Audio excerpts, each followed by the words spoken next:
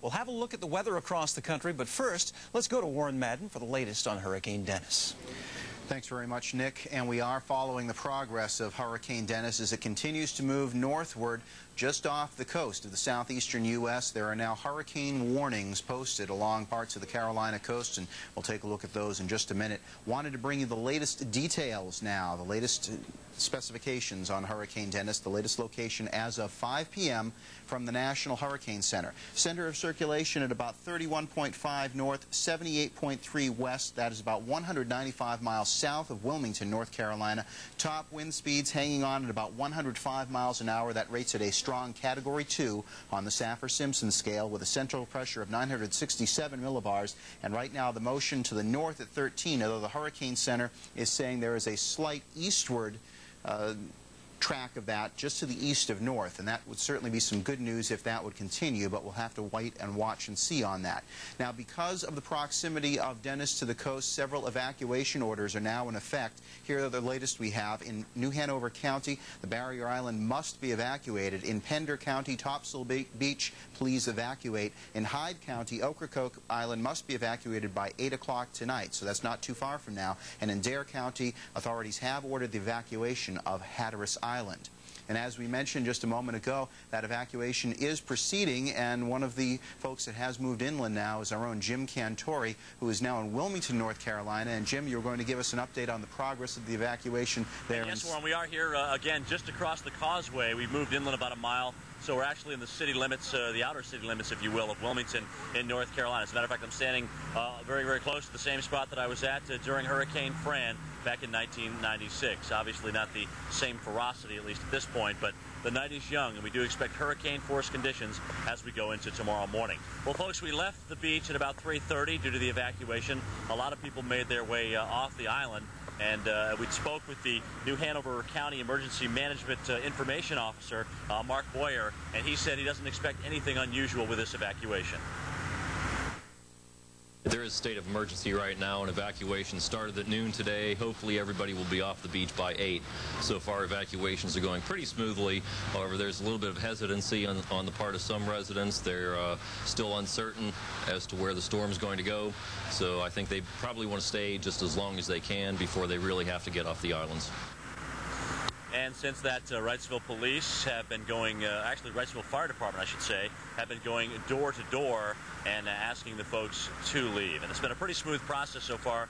Interesting note, we made our way across the causeway here to where we are right now, and we saw a tremendous traffic jam coming back onto the island. I'll talk about that in a minute. You can see a nice breeze here. This is a wind that's coming out of the northeast, occasionally gusting to 15 miles per hour.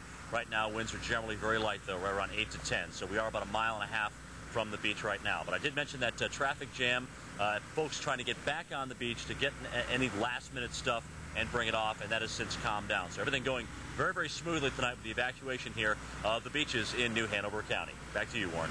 All right, thanks very much, Jim. We'll be checking in throughout the night as we follow the progress of Hurricane Dennis off the coast. Now we're going to head over to the expert desk where our hurricane expert, John Hope, is going to fill us in on the latest on Hurricane Dennis and those hurricane warnings that are now posted along the Carolina coastline. John? Well, thank you very much, Warren, and good evening, everybody.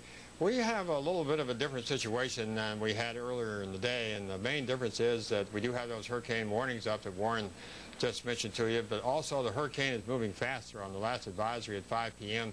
Eastern Daylight Time was moving 13 miles an hour. Some of our calculations suggest it's moving even faster than that. And that is one reason, of course, that those hurricane warnings had to put up where prior to that we just had out tropical storm warnings. Let's go ahead and show you the latest information on the track. And this is basically what we expect the track to do, to stay just offshore.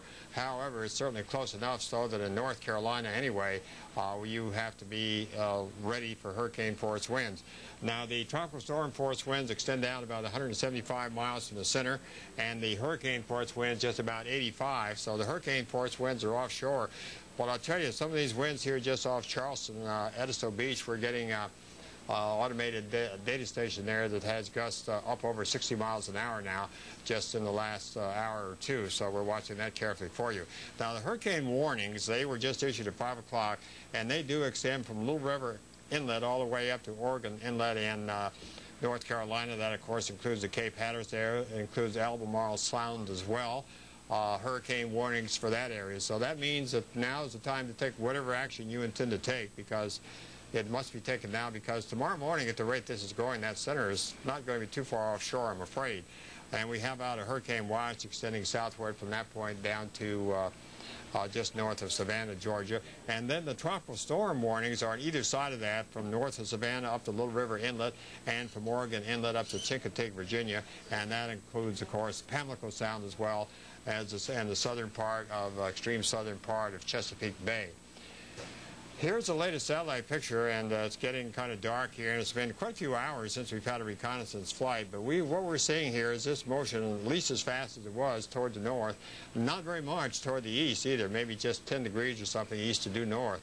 And remember, the hurricane force winds are around an area here, 80 or so miles, and 80 or so miles out from the storm. So those hurricane force winds not too far offshore. So that's going to wind it up for this time. We're going to be back with plenty of updates at very frequent intervals throughout the night. Now back to Warren in the Forecast Center. Thanks very much, John Hope, hurricane expert here at the Weather Channel. On the beach, and